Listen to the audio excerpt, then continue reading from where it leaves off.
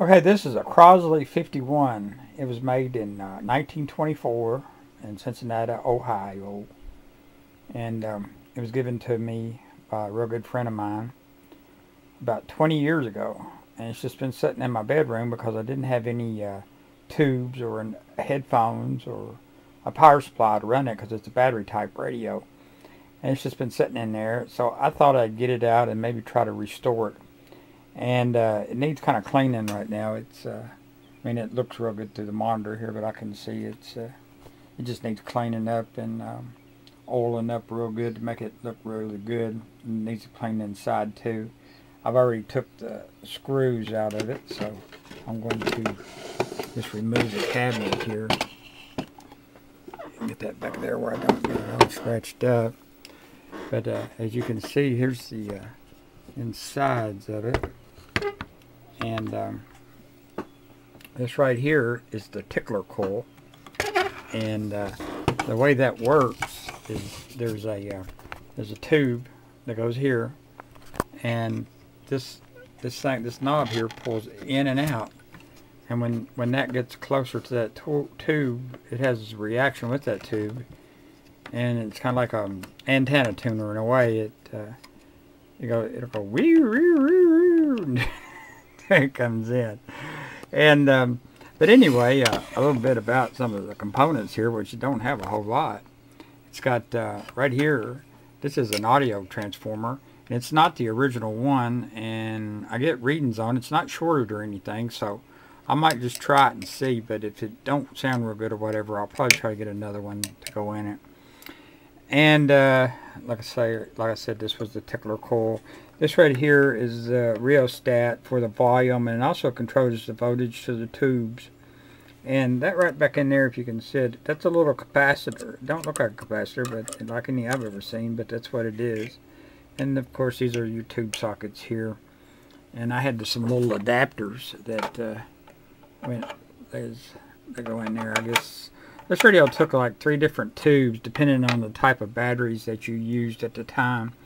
This right here, this thing that looks like a fuse, is this thing here. This is a grid leak resistor. It says 4 mega ohms on it, and it's actually reading about 6 mega ohms. I'd say it's probably okay, because I don't know how good their tolerances was back then. But anyway, this right here, this is a book capacitor.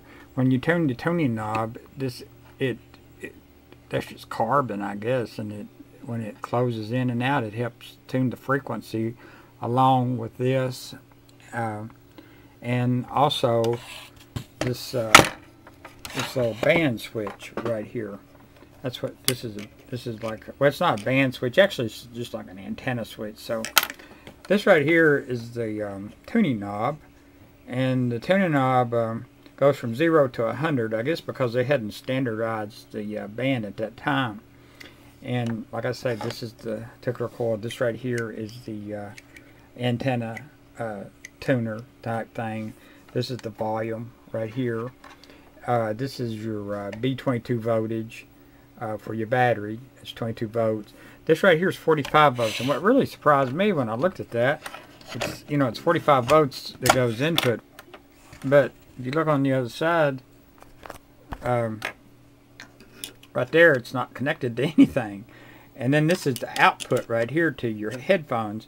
So really what happens is you hook your B25, your 45 volts, you hook your 45 volts into this, then you hook your headphones into this, and then on one side of it, and then the other side of your headphones go here. And so I guess the 45 volts goes through the headphones and through here to complete the circuit. And I bought a set of Crosley headphones on eBay the other day. They haven't got here yet, but I have those, and I need to get me some UV 201 tubes to go in them. And I ordered the power supply from Antique Radio Supply. It's a kit, and what I'm going to try to do with that kit, I'm going to try to build it and get it working, hopefully, and maybe build a box or something and put the kit in it and have it set beside it, to make it kind of look more like like it went along with it. But anyway, it's kind of dirty. There's some dust all in there and in here, and I need to kind of blow those out a little bit gently. And but I mean, you know, for it being 90 years old, it's in pretty good shape. Now this right here is a capacitor too. That's a capacitor, and like I say, everything checks out good on it, except for a little iffy on the grid-lick resistor, a little iffy on that, but we'll see. We'll see what it does there. And the rheostat checked out good on the volume slash voltage deal there.